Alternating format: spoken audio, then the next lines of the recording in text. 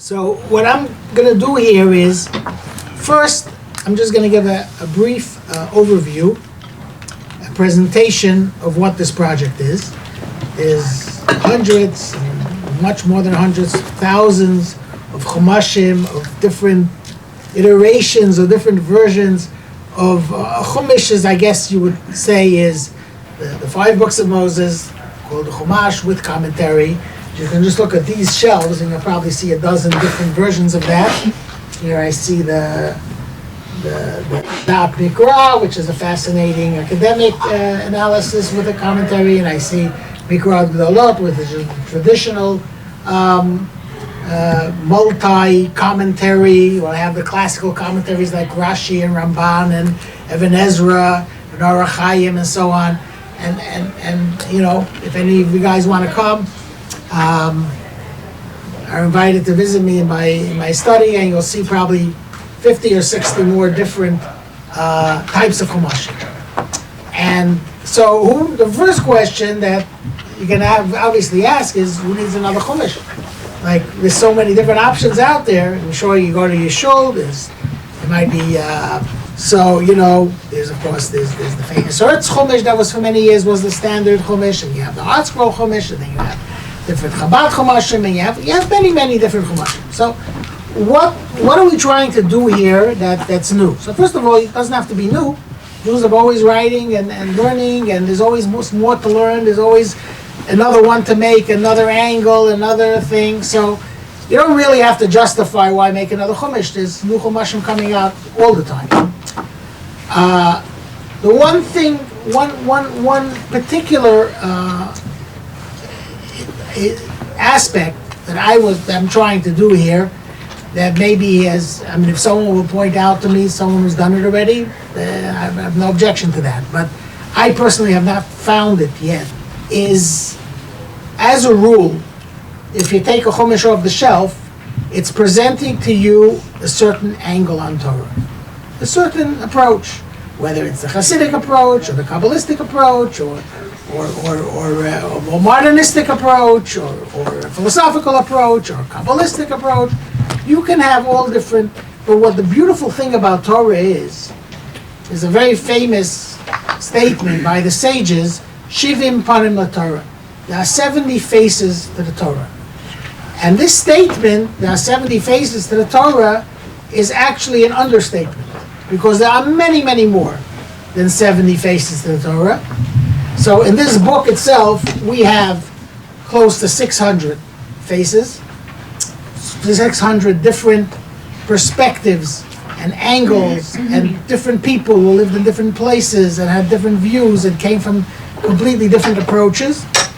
And ultimately, we're working now, as I said, on the full 5 chumashim, and there are going to be at least 1,000 different sources. And when I say different sources, it's not just different people, but each one is bringing their own unique vision and perspective of Torah. And that's what the beauty of Judaism is. It's not a monolithic approach to life. You can talk to 2 Jews and each one will be very passionately arguing with you that this is what the authentic Judaism is. And they're both bringing you source texts and proofs and everything. And they're saying 2 completely different approaches, wildly different approaches. So who's right? Like the famous line I'm sure you all know from Tevye, you're both right. How could both be right? You're also right. That is what the beauty of Judaism is. Elu ve'elu divrei Hakim Chayim. The Talmud says that when you had 2 different sages giving 2 different interpretations, the famous Bet Shammai and Bet Hillel, right?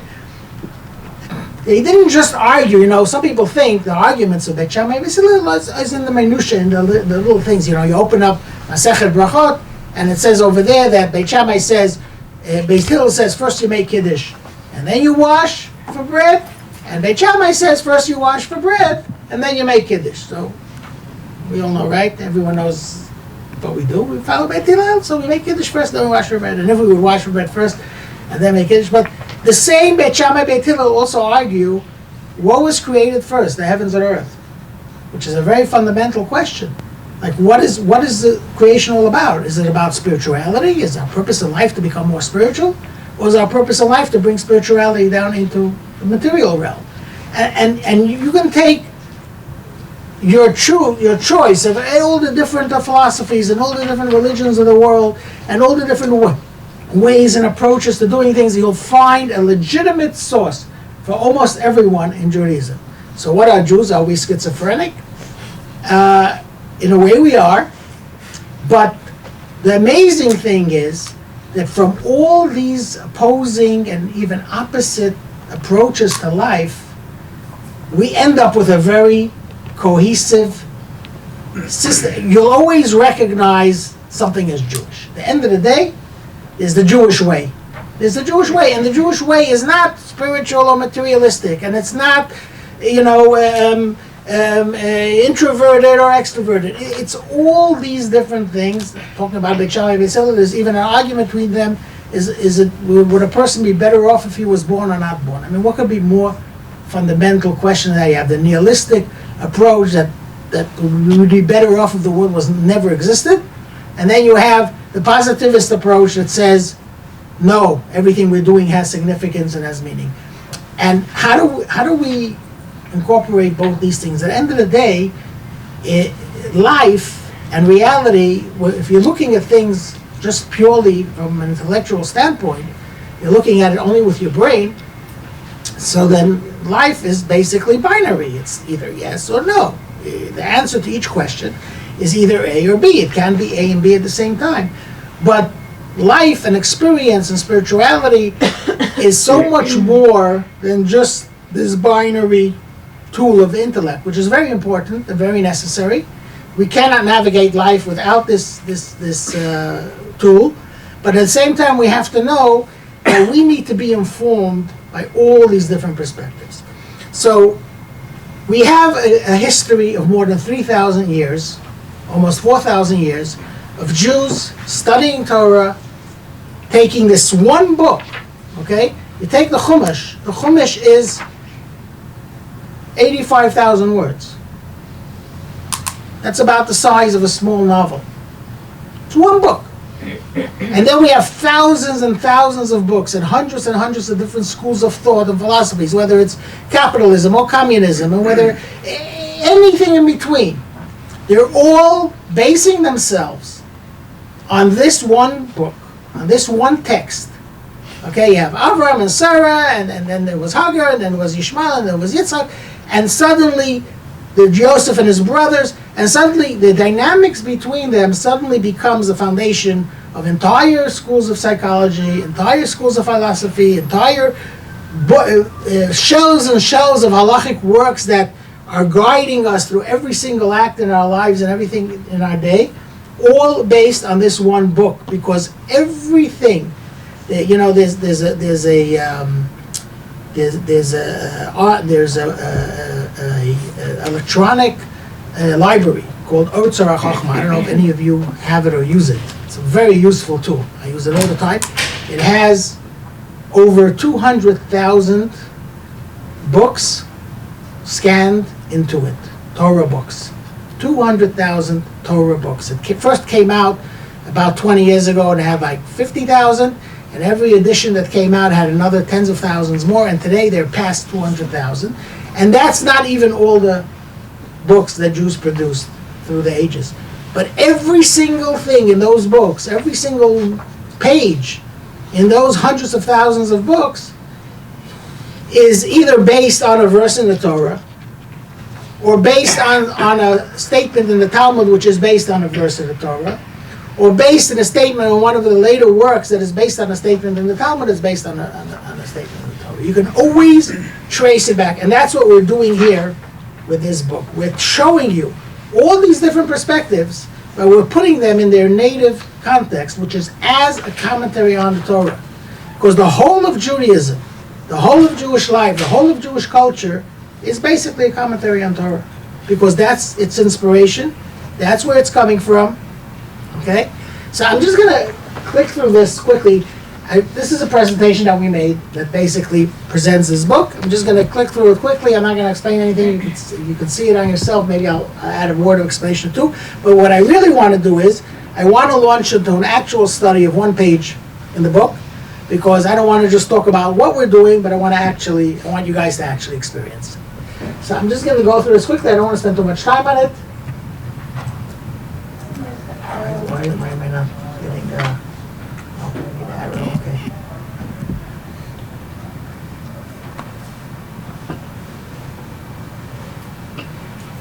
This is the Torah Shebechsav and Torah Shebal.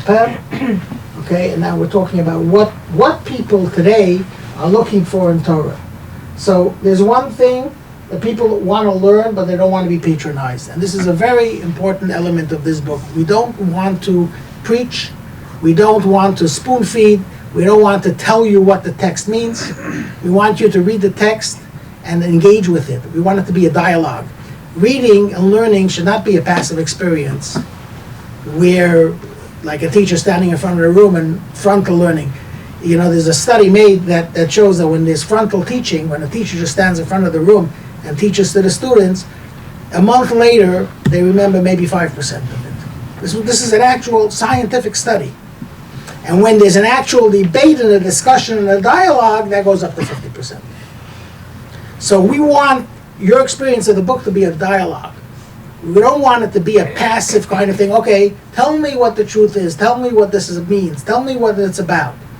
We want to present the actual source texts, the way they are, in all these thousands of works, and you read it, and you decide for yourself. We'll give you a few different directions. Maybe it means this, maybe it means that. But ultimately, it's the reader that decides the significance of what it means for them. Okay, we want to own and personalize our knowledge. So we want to give an authentic Torah learning experience. All too often, you know, people, a lot, including educators and writers, sometimes confuse ignorance with stupidity. Ignorance and stupidity are two different things. Ignorance could be a person who just doesn't know about it. They never had the opportunity. They didn't learn Hebrew, or they never they never had an opportunity to learn Torah, and now they're just starting to learn Torah. So you need to be taught. You need to provide the information. But just because you're translating a Hebrew text into English doesn't mean that the text has to come down to a 4th grade level, right? And that's many times that's what happens. And it's for good intentions. They think, oh, this person needs help. This person needs to be explained what we're saying. But when you're doing that, you're taking away the experience. You're turning it into a passive learning experience. So we want this to be an authentic Torah learning experience. This is our first volume. This is a sample page, which you also have in front of you from a different parsha. This is Parsha Lech Lecha. This is the first page of Chayesar, which is this week's parsha. You see the different components here. This is the text itself. This is the commentary. This is another layer of commentary. This is, I'm going to explain what these two layers of commentary are in a minute. And this is the illustrations that we have, okay? And these are the different key features. So the first thing is the translation is a foundational translation, which means we're trying to mirror the Hebrew as much as possible. So when you're learning Chumash, for example, and you can read a certain verse in Chumash, and Rashi understands it this way, and the Ramban interprets it this way, and the Ibn Ezra interprets it a third way, and then you read some Hasidic discourse, and it's giving you a completely different meaning to it, a more esoteric, mystical meaning. But then you're reading the verse, so if you're reading it in the original Hebrew, you can actually see how all these different meanings are folded into the text.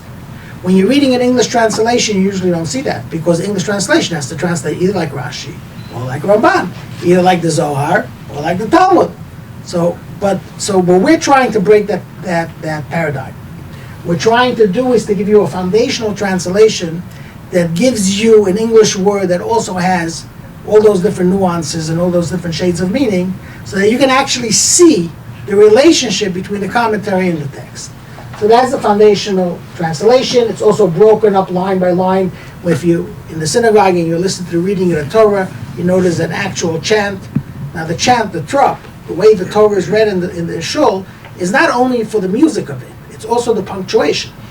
It also tells you how the sentences to be broken up, and sometimes that meaning could be very different based on where you put in the pause, because the Sefer Torah doesn't have commas, right? What are the commas and the periods and the semicolons and the dashes and all those different components? They exist in Hebrew. Actually, it's even more nuanced, because in English you have 6 or 7 different punctuation marks. In Hebrew, in the trop, you have 30 different degrees of separation and connection. And what we're doing here is we're breaking up the actual text according to the trop. So when you're reading this, you're not reading it like a linear text, you're reading it more like poetry, and you're getting phrase by phrase the way this traditional trop lineup is. This is the actual commentary. So on the book of Genesis alone, like I said, we have close to 600 different sources, 4,000 different commentary pieces. Now, each one of these commentary pieces could be read as a thought on its own, but then we also have strings that once you read it through, you can see how each one is building on the other, because they're going sequentially. They're going like through the generations. So you're getting, what the Midrash says, and then what Rashi says, and then what a later says, and then what maybe a Hasidic leader says, and so on.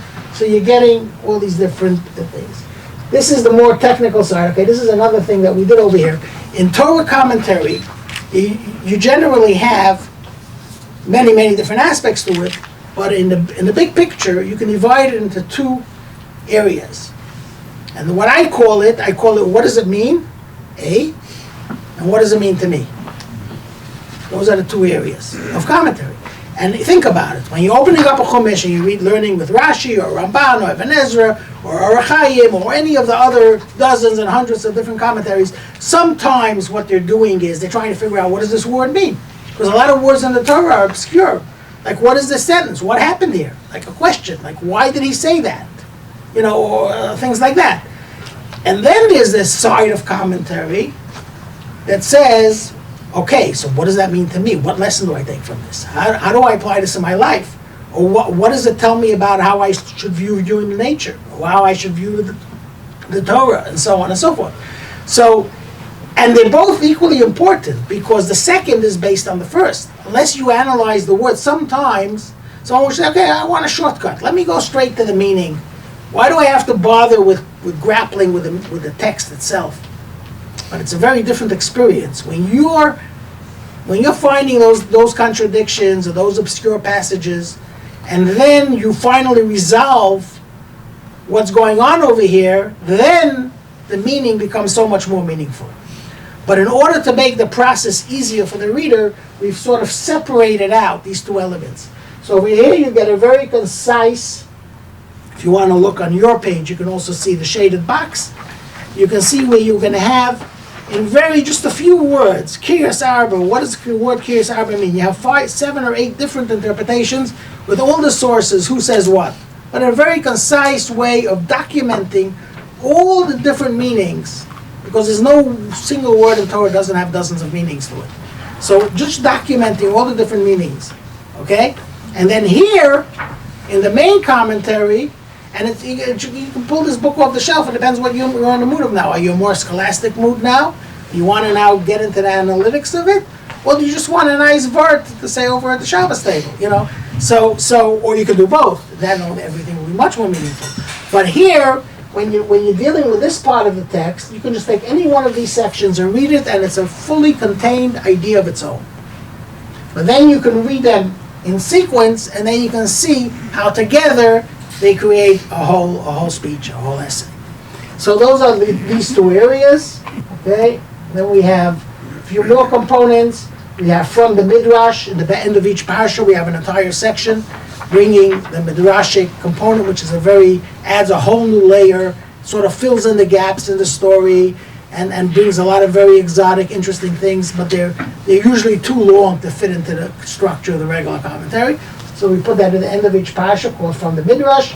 We also have an introduction and overview to each parsha, which once you read the whole parsha and all the different commentaries, you get sort of an overview. And it's intentionally kept separate because, like I said, I don't want to impose any meaning on the text for the reader. I want the reader to read these source texts, which are all direct translations or direct paraphrases sometimes when it's very long, but no editorializing, no giving any spins, just giving you the source text as it is.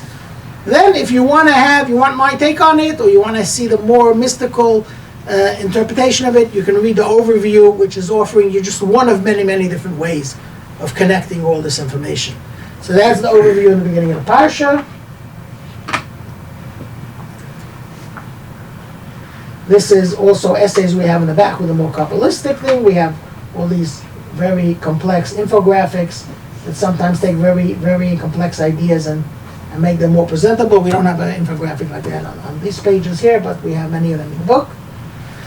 And when it's completed, like I said, it's going to have 100 different sources. Here's just a small sampling of the different kind of sources we have. This is like more the different styles. You're not getting all 1,000 here, but you're getting, you see Talmud, you see Zohar, you see Torah, which is a halachic work.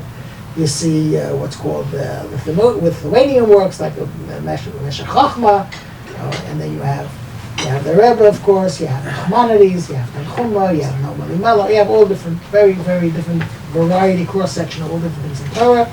This is our coming 5 books that are being created right now. The book of including the Exodus and so on. These are the covers are already all designed and ready to go. We just have to fill in between the covers. And this is an online digital version that we're also planning to make of the book. Okay, so, all right, let's launch in because we took up a lot of time with the about. Let's spend some time on the what, okay? So, what we're going to do is we're going to read a pasuk. We'll read some of the commentary on the pasuk. I'll give you the background of who these people are. You might know them. Some of them you might even know. Some you might not be so familiar with who they are.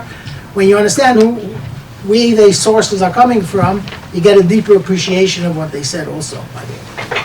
So, this is the opening verse of this week's Parsha, which is Chaye Sarah, which is called, the name of the verse is The Life of Sarah, the name of the Parsha, even though interestingly enough, the entire Parsha happens after Sarah's passing, but it's still called The Life of Sarah. Why is that? For that you have to read the introduction, the overview. Once you get the book, it's a whole long explanation about how actually this Parsha and the different components of this Parsha are actually emphasizing the life of Sarah even more than the events that we read about that happened in her lifetime.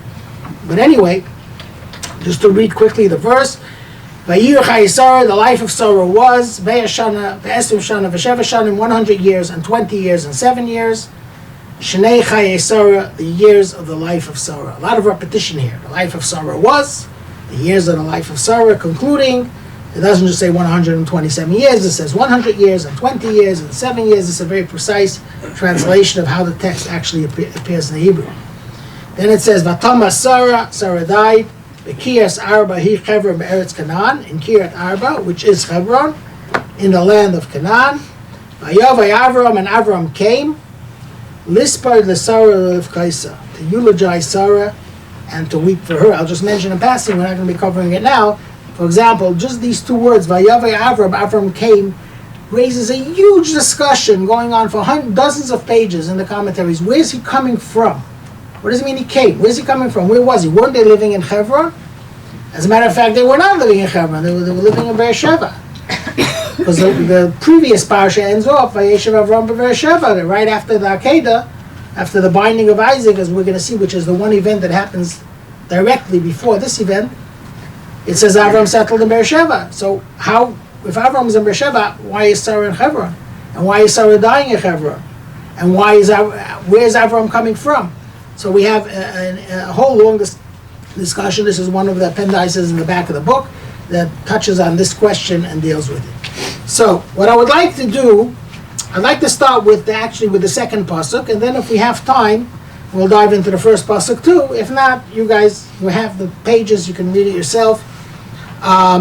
It's all here. But it says here, and Sarah died, and this event is coming in continuation for something. Especially you have the and. I mean, most biblical verses start with the word and, but it doesn't stop the commentaries from asking what this and is about. What is the connection with the previous event? Because the fact that the Torah places 2 events next to each other always means there's a connection, which is a fascinating idea. This is a very basic rule in all. This is something that all the different Torah commentators agree with. That when you have in the Torah, sometimes, many times, as a matter of fact, you're going to have events in the Torah that are not listed in chronological order.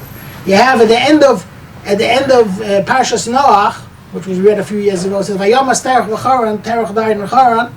But if you're going to go and look at the numbers, make the calculations, because the Torah tells us how long Terach lived and how old Terach was when Avram was born, and how old Avram was born when Yitzchak was, how old Avram was when Yitzchak was born, you'll find out that Terach actually died 100 years later.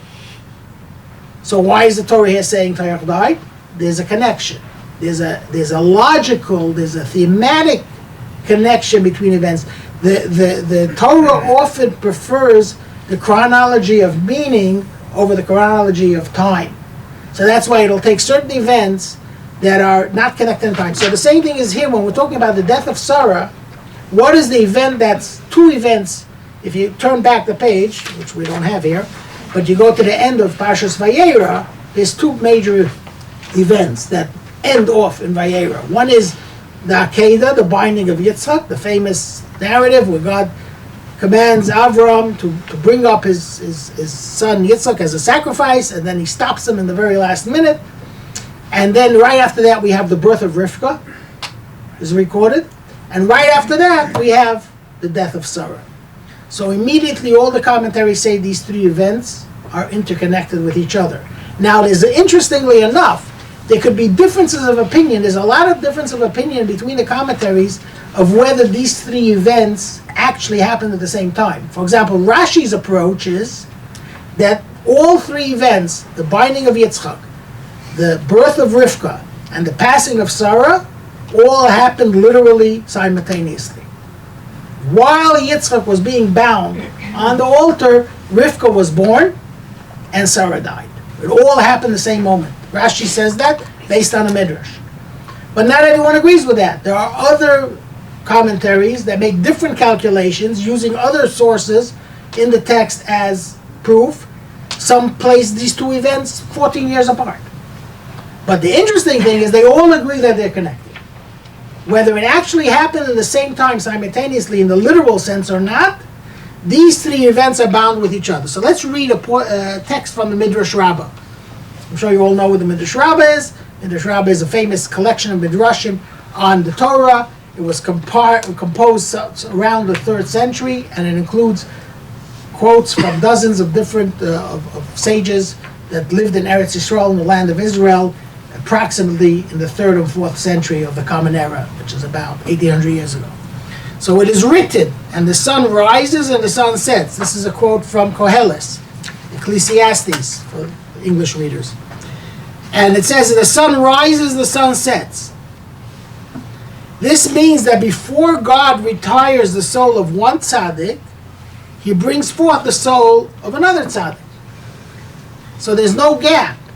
Okay? If each generation has to have its tzaddik, its righteous person, that the entire generation is the linchpin of that generation. And before one dies, the new one is born. God did not set the son of Sarah until he made rise the son of Rivka. So Rivka's birth happens at the time of Sarah's death. This is the next matriarch, and those of you who were in the previous class know that in Judaism the mother is much more significant than the father. The Judaism of the child is determined by the mother. It's a more of a matriarchal religion than a patriarchal religion, even though it's both. It has elements of both to it. But the very identity is based on the mother. The mother is the one that creates the home, that sets the tone, creates the family, which is considered way more significant than the communal or ritualistic dimension of Judaism. And therefore the handing over the torch from one generation to the other goes from Sarah to Rivka. So interestingly, with Avram and Yitzchak, you have more of an overlap. You have like 75 years of overlap. Yitzchak is born 75 years before Avram dies. But with Sarah and Rivka, you see a very much more dynamic kind of link that Rivka is actually born the day that Sarah dies. So that's one explanation of this event over here. But then we have another opinion in Midrash Rabbah, which is brought by Rashi, which is telling us that the significance of this event is actually tied to something else. The death of Sarah, I'm reading the next piece now, the death of Sarah is juxtaposed to the binding of Yitzchak as it resulted from that event. Sarah actually died as a result of the binding of Yitzchak. So Yitzchak's life was saved the very last minute, very dramatically. He's lying there on the altar, all bound up. Avraham lifts up the knife, and then the angel comes forth from the heaven and stops him at the very last minute. But it wasn't the victim described.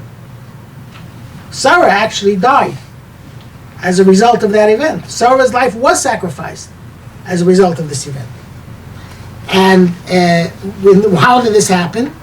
When Sarah received the news of how her son was prepared for the slaughter and almost slaughtered, her soul flew from her and she died. So now I'm not going to go into this because of time constraints, but we have a very lengthy footnote here, and one of the purpose of the footnotes here, sometimes we elaborate more on subjects that are that just for space reasons we don't want to go into too much in the commentary itself. What exactly does this mean? Because this is a very precise translation of the words of the Midrash and the words of Rashi. When Sarah received the news of how her son was prepared for slaughter and almost slaughtered, her soul flew from her and she died. Did she die out of shock from the fact that Avraham is prepared to slaughter his son that they waited 100 years for? Okay, that's one take on it. Another take of it is that it was the joy when she learned that he was actually not slaughtered. Did she actually find out that he wasn't slaughtered? What happened here? Okay? Or was it a combination of the two? That emotional pull in the two directions that our heart could not tolerate. But the bottom line is, there's actually more opinions, but we're not going to go into that now. But what we do know is that Sarah's death was the result of the binding of Yitzchak. So now the next stage we're going to go, the next piece is from Rabbi Yitzchak Zev Soloveitchik of Brisk. The Brisk, known as the Brisker Rav. He actually lived, he was born in 1886, he passed away in 1959, is a more recent source, someone who lived close to our time. Some of the older people might remember him. Anyone here was alive in 1959? Maybe not. But anyway, and he was known as the Brisker Rav, and he's a very, very famous, I would say you can call him representative of what people might call the Misnagdic view of Judaism, or the Lithuanian, Litvish view of Judaism, and he was definitely the prototypical Litvish Gadol, Rabbi Yitzchak Zev Soloveitchik. And he's approaching this with a very Talmudic mind. He has a question. He says, what's going on over here? Avram and Sarah are both righteous people. Very righteous people. Both great tzaddikim. They both are ultimate role models. Every Jew is Ben Avram. Every Jewish woman is Bat Sarah, right? And these are the two first Jews. What more prototypical, what more source do we have than these two Jews? Why these two radically different reactions? God comes and commands Avram to sacrifice his son, and Avram rushes to do it, right? It says, this is our greatest chus. Avram, without hesitating, without thinking, he's waking up early in the morning, he takes his child, and even when God is trying to stop him, he's like, what? You really don't want me to do this? Like, what's going on over here? He's running to do it. Sarah has a complete opposite reaction to the same event, okay? Not only is she not running to do it, the mere news, the mere information that this is what Avram was ready to do, he didn't even do it. He was prepared to do it. Killed her. What's going on over here? Why these two radically different reactions? So this same question we're going to have 4 different answers to. Okay? And the first one is a very Talmudic answer. Very technical, but genius answer. Let's see what Rabbi Yitzchak Zev Soloveitchik says. The Brisker Rav. God does not put a person to a test unless that person is given the capacity to meet it. Every person has a different life. Every person has a different mission. Every person has different tests. Every person has different difficulties. People always say when something bad happens to them, why me? Right? That's the big question. Why me? Why that other person? Why is he doesn't have it? That other person has his problems. You don't know the problems of that person. You know your problems. You know the challenges that God gave you, and every challenge that God gives you is tailor-made for you. You are given this challenge because God knows that you have the capacity to meet it, and you have the capacity to come out stronger from it and to be a better person because of it. That's why he gave you this challenge. But that's why he did not give it to a different person, because a different person has a different life, different mission, different way of doing things. Avram was commanded to do this, not Sarah. Why? Why did God not appear to Sarah and tell her sacrifice her child? Because God knew that's not Sarah. That's not her test. This was Avram's test. So because it was Avram's test, he had the capacity to meet it. It was not Sarah's test. And as the Midrash says, the Satan was the one who came to Sarah and told her about it. She was completely unequipped to deal with this because it wasn't her test. If it would have been her test, she would have had the ability to deal with it. Let's see what he writes over here. God does not put a person to a test unless the person is also given the capacity to meet it. The binding of Yitzchak was Avram's test. And Avram, in fact, proved capable of suppressing his love for his son to carry out the divine will. But God did not command Sarah to slaughter her only child, and this was indeed beyond her capacity to bear. Okay? Like a very incisive, philosophical, Talmudic answer. It's like, it's two different cases, and that's why God was commanded Avram and not Sarah. Okay, now we have another. Are we taking questions on that or no? Yeah, once we finish, okay? Okay. Because I want to get through the end of this, because the fascinating thing is to have the different.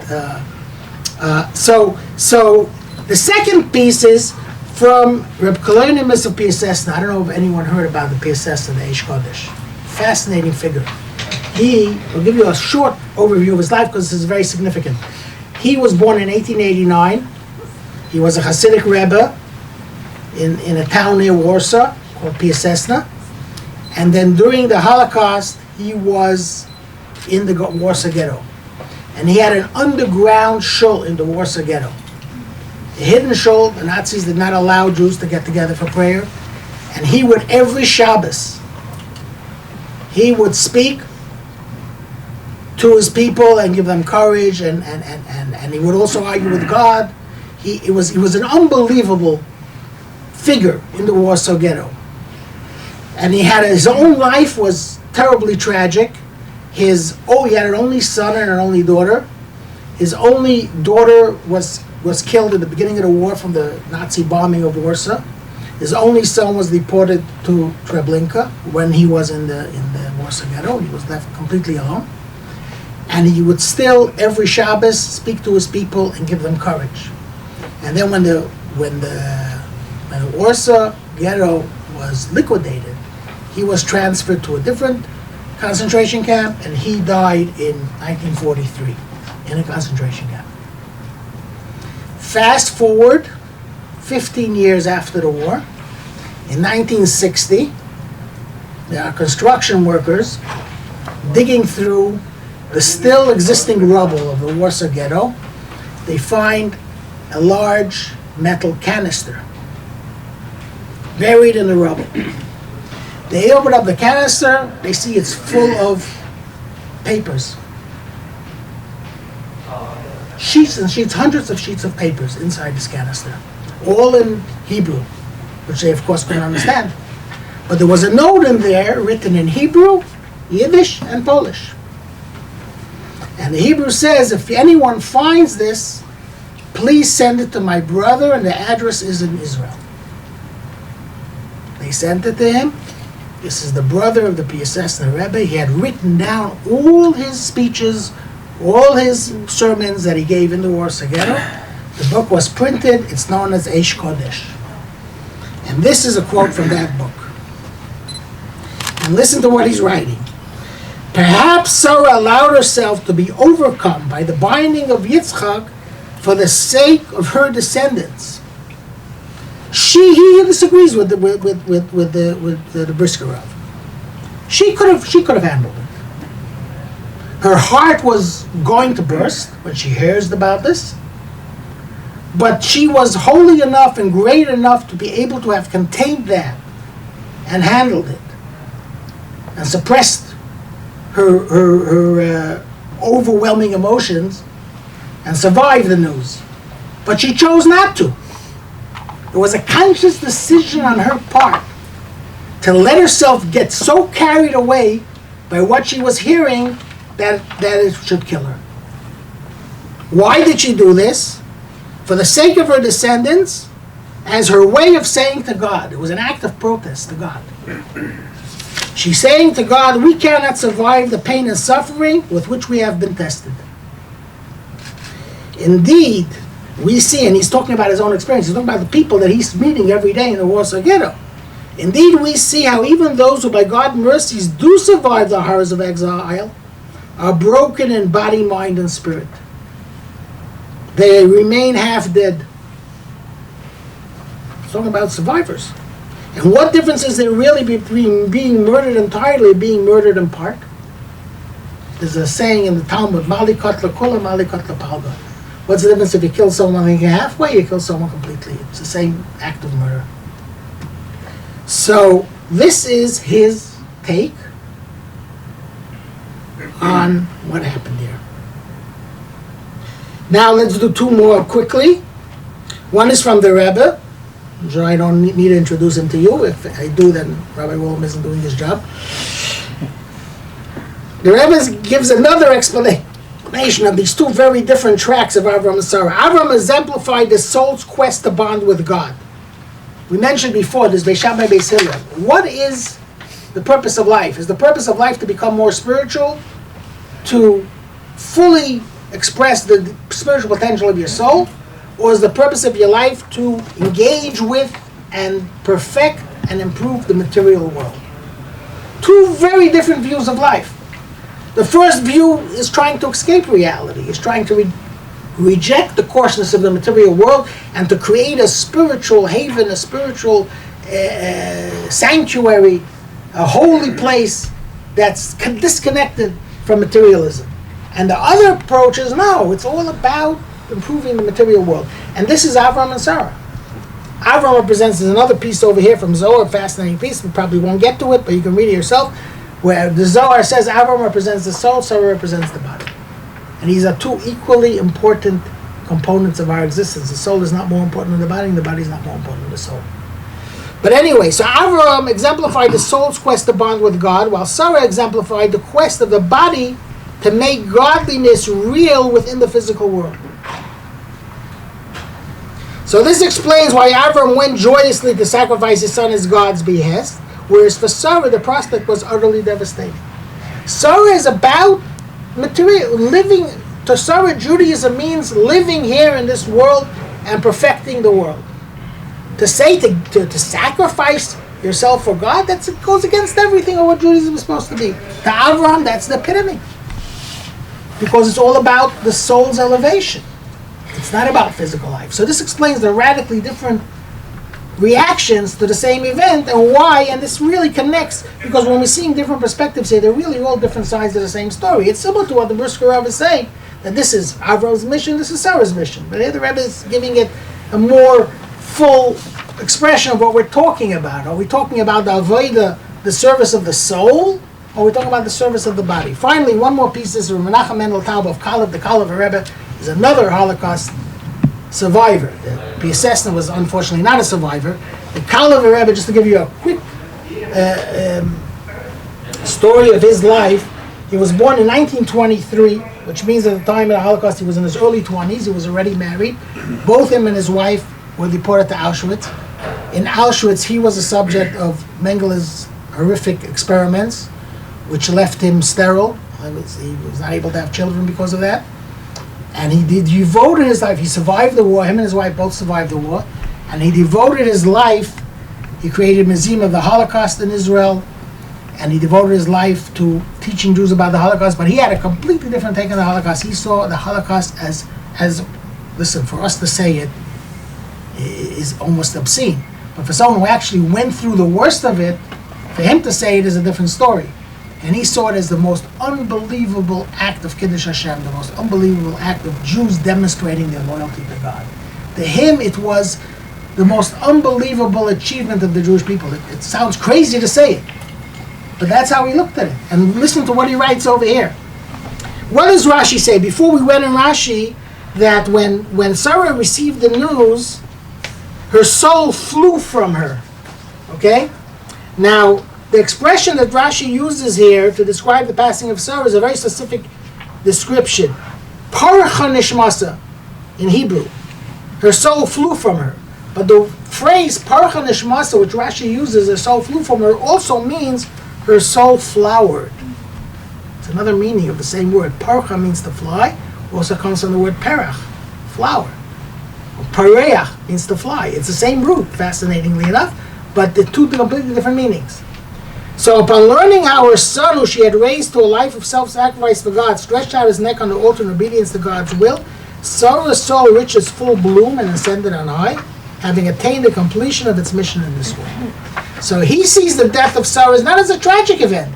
He sees that as the culmination of her life, because especially if you read it in Hasidut and Kabbalah, it talks about why is the yahrzeit of a great tzaddik celebrated? Isn't it a sad event? Because the yahrzeit, the day of passing, represents the fulfillment of a person's mission in the world. Every person has a mission in the world. Some person the mission is 120 years, and some person the mission is much, much shorter. But it's not any less important, because every person gets exactly the amount of years of life that they require for their mission. And this was the peak of her life. This was the ultimate, because Yitzchak was her child. She was the one who defended Yitzchak. She was the one who nurtured Yitzchak. Avraham had a more divided loyalty. He had Yitzchak, he also had Yishmael. He was arguing with God. Maybe not only Yitzchak, maybe Yishmael was also part of it. Sarah knew the Jewish people is Yitzchak. Yitzchak was the apple of her eye, and she saw Yitzchak reach this level of perfection that he is prepared to give up his life for God. To her, that was the culmination of her mission in life. Okay, we'll stop over here. Rabbi Willem had a question. I mean, yeah, but it's, I guess it was just nice how you presented, because then each one has its strength and weakness, and like you said, you get to choose how you want to learn the end, basically. So there's so many different angles to it. Right. So which is your favorite? You know, my question again about the briskers, it's a very nice idea that everyone has their ability to handle, but he's ignoring he seems to be ignoring the fact That some people can't handle it. that Sarah, it wasn't her mission, therefore she couldn't handle it, but it was her mission to be able to handle that her son was also almost offered as a sacrifice. Right? In other words, we don't believe in collateral damage, right? It's not collateral damage. If you look, by the way, if you look at the Midrash is saying it is an act of Satan. The Satan comes and tells Sarah. We have that in the we said, I told you, we don't have everything in here, but we have in the Midrash, from the Midrash section brings the more full narrative. So it was actually what you would call a terrorist attack. Actually, it was the Satan coming here and intervening here in a way that maybe he wasn't supposed to. I don't know. Maybe that's just a brisk way of looking at it, but this is, by the way, and it's interestingly enough, because you can look at it as a Litvischer kind of art, but this is a theme that the Rebbe would say a lot also, that if God sends a certain challenge to you, that means that you have the kaiches for it, you have the ability to handle it. This is a very fundamental theological view in Judaism that says, the Gemara says it, Ein HaKadosh Baruch Hu mekapeach schar kol beria. God does not give us anything, does not expect from us things that are beyond our capacity. But again, playing devil's advocate, I don't want to use the word devil here in that sense, but the Pisesner Rebbe is saying no. Pisesner Rebbe says there's a time you got to tell God, sorry, you can't handle us anymore, and you shouldn't send any more of this our way. So you have all these views. You have this compilation of views from every single angle. This is just a small taste of that.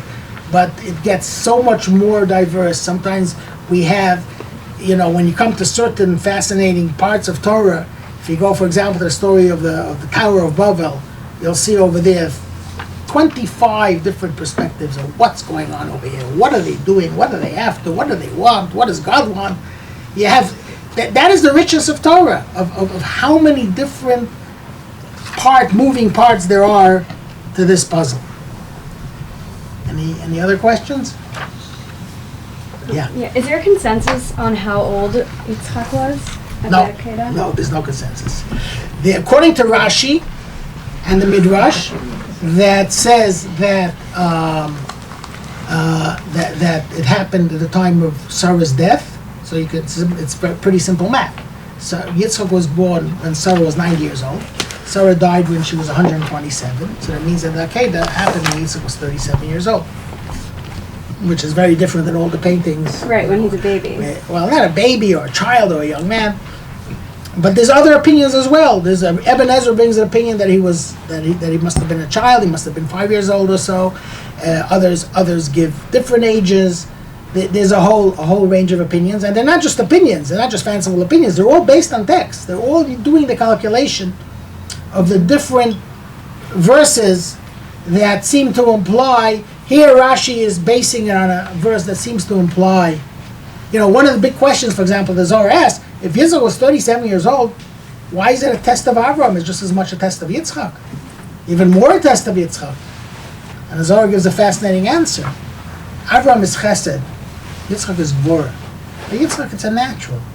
To have that inner strength, to be willing to sacrifice yourself for God, for Yitzchak, that's fully consistent with his nature.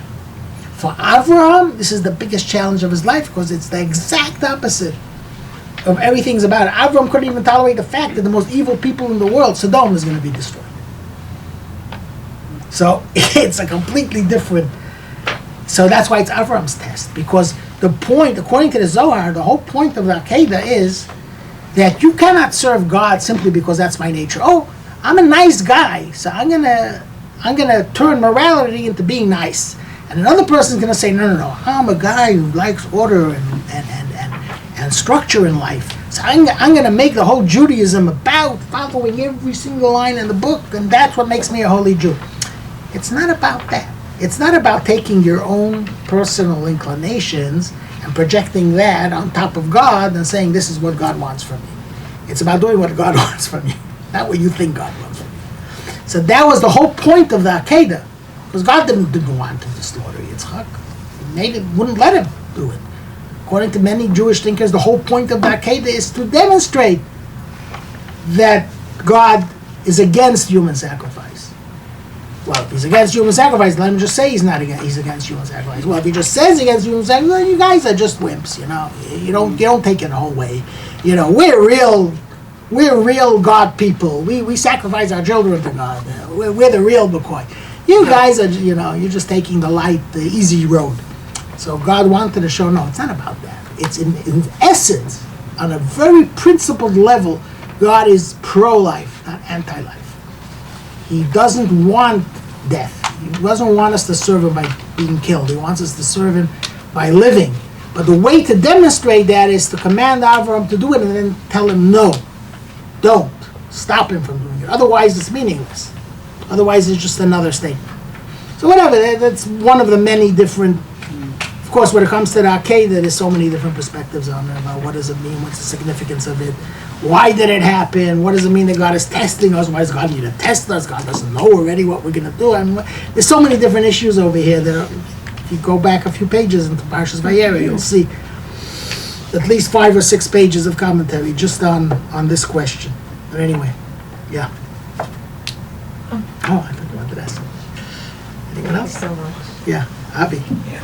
What is it actually, how do you explain Shuvim Panamatera or Ilu Ve'elu Chaim? Like, how could you have multiple opinions about the same situation that are opposing opinions and they're actually both true? Like you said, the joke in the beginning that they're both true, but like, what is the actual explanation? It is that. That's what life is. Life isn't linear. Life isn't is not binary. Okay. It's, take the question, what's more important, physicality or spirituality? So I can tell you that spirituality is more important than materialism, and I can tell you that living your life in the real world is more important than being spiritual. Both these statements are true. You have to incorporate, I'll give you a classic example. One of the classic differences between, to use Beit Shammai and Beit Hillel, because they're always used as an example of the two opinions in Judaism, right? Even though it's much more than two, it's dozens. But one of the main differences is what's more important. And this is a defining factor. You can take many dozens of different disagreements in Beit Shammai and Hillel and all different kinds of details of Jewish law, and you can trace it back to this fundamental question. What's more important, the potential of something or the actuality of it? Very fundamental question. So like, for example, how do you judge yourself? Do you judge yourself by your potential? Like you say, you wake up in the morning and you say, what have I done with my life? I'm a nothing. I didn't get anywhere. Look at my classmate who's now a multi-billionaire. Look at my other classmates who married the most sought-after girl in the world. And what am I? I'm a nothing. I'm a guy, whatever. And you start feeling depressed, and you start feeling that you're worthless, right? So you go to your therapist or to your Rebbe, and what does he tell you? Don't look at where you are now. You know what you're capable of. Look at your potential. Look at what you could do if you really wanted to. Cherish that, and then bring it out. Okay? So what's more important, the actual state of affairs or the potential? Okay? When you're looking to hire someone, or you're looking for a partner in life, you're looking for a husband or a wife. What are you looking for? Are you looking for where they are right now, how gorgeous they are now, or how rich they are now, or what they've accomplished right now? Or are you looking at their potential? So a lot of people tell you potential is obviously more important. Okay, now let's flip that other way around. So a person says, okay, I don't got to do anything. I can just lie in bed. I know I'm capable. I know I could write the greatest book ever written. I know I could be the richest person in the world. I know I could save the world. I know I can cure cancer. So I have that potential. So now I can just sit and play computer games all day. What's your potential worth if you're doing nothing with it? You're throwing it away. You're throwing it away. So which statement is true? Potential is more important than actuality, or actuality is more important than potential? They're both true. Because if you're going to try to put it into a box and try to say A or B, you're losing half of the picture. If you understand that A is more important than B, and at the same time B is important than A, it might not add up mathematically, but life isn't mathematics. It's about holding both these views in your mind simultaneously and understanding that it's the tension between these two views, each one pulling you in a different direction. That tension itself is where you're excelling. Not in going either to this extreme or to that extreme. It's about the tension between trying to balance both things simultaneously to be truth, and it's an impossible goal because you'll never do it, but it's in the act of making it happen that the real work gets done. So that's why Eilu Ve'el Divrei Chaim, Shimon Panam Torah is such an important principle in Judaism. Sure. So the idea of the whole Akeda, I mean, I know like throughout history we talk about how that like we always refer to in like Rosh Hashanah that Right. if we haven't done it, if Avram didn't do it, then we won't be able to have survived. Like we always reference it. So is there an opinion that says that Sarah probably did it for her like other? I mean that she couldn't handle it, or other if she was given the test for her future descendant generation? Yeah, so here's a classic example of what we're talking about. On the one hand, the Akedah is the defining event of Jewish history, and the Abarbanel very famously says, this is our ultimate capital. And like you say, you have your capital, this is what we stand on when we're facing God. We tell God, look, what our forefather Abraham was prepared to do, okay? That's on the one hand. On the other hand, if that becomes the defining event in Judaism, then Judaism just becomes another, without naming other religions, that their whole thing is about martyrdom. And that's not what we're about. So you need that balance. You need someone that can say, oh, no, I'm not standing for this. This is not supposed to happen. So you need both. Without both, you don't have that balance. You don't have that holy balance that makes Judaism so unique. That it's not about, take any, something, I'll give you a challenge. Take any mitzvah or any principle in Judaism, okay? If you take it all the way to its extreme, you're going to end up with the most messed up approach to life you can possibly imagine. Because it's all about, it's not just about the yes and no, it's about the time, the place. The greatest sin in history was a question of timing. Avram eating from the apple. He would have eaten, it wasn't an apple, whatever it was. He would have waited another 3 hours. It would have been a perfect thing to do. Everything, if you try to do it 5, but you're supposed to be doing it 20, you're going to destroy your life. If you try to do it at 100, where you're supposed to be doing it 20, you're also going to destroy your life. It's all about finding the right balance, the right time, the right place for everything. And in order to do that, we have to have all these truths. And we have to understand that each one of them is a very valid and powerful truth. And we have to live inside that tension. We have to live inside those conflicting truths and be informed by them constantly in our quest to find the right expression of what God wants from us. There is a reason why is the cup at the Fkuta is smaller? Yeah, there is. Very good. Yeah. Very good question, and it's dealt with why the chaf is smaller. So I'll give you a few things. I can do this from memory, or I can look it up in the book. Okay, so there's one very interesting thing brought by Marshall. Marshall says, one of the commentaries which we didn't really read yet, it's on this page, guys can read it when you get home, or before you get home, is what is this 100 years, 20 years, 7 years, right? Why do we break it up? Could have said Sarah lived 127 years, right? 100 years, 20 years, 7 years. So 100 years, each one of these ages represent a different perfection that Sarah reached. And again, we have here several different takes on it. But the most common one, okay, is what Rashi brings down, okay, is that 100 years is 100 years represents wisdom. That's the perfection of wisdom, because it says the older you get, the wiser you get. So 100 is a round number, 10 times 10, especially in Kabbalah, you have the 10 sfirot. Each one of these 10 sfirot consists of 10. So that's the perfection of wisdom. Okay? 20 is the perfection of beauty. And 7 is the perfection of innocence. And Sarah had all these 3 qualities. We know Sarah was extremely beautiful, right? All the stories about Paro took her and Melech took her because of her beauty. And her beauty obviously reflects an inner beauty. It wasn't just a superficial beauty.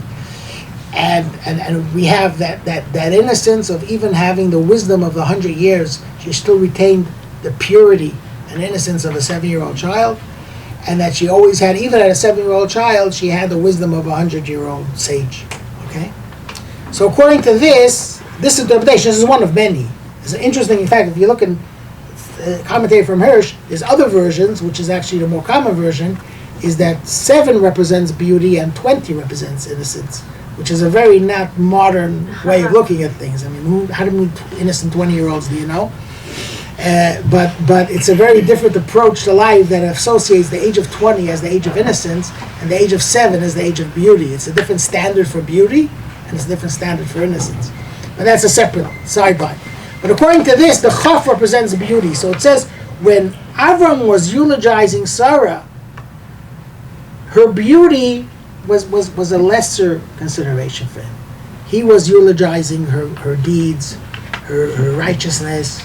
Usually when especially a very beautiful person passes away, you talk about the person's beauty. And again, this fits into what we said before about Avram representing the soul and Sarah representing the body. Mm-hmm. Avram, from his perspective, Sarah's greatness was not, that was to him an understatement. He underplayed her beauty, because to him, that wasn't the important thing about her. The important thing about her was her righteousness. So that's why the chaf, representing the 20-year-old Sarah, gets reduced. Thank you very much.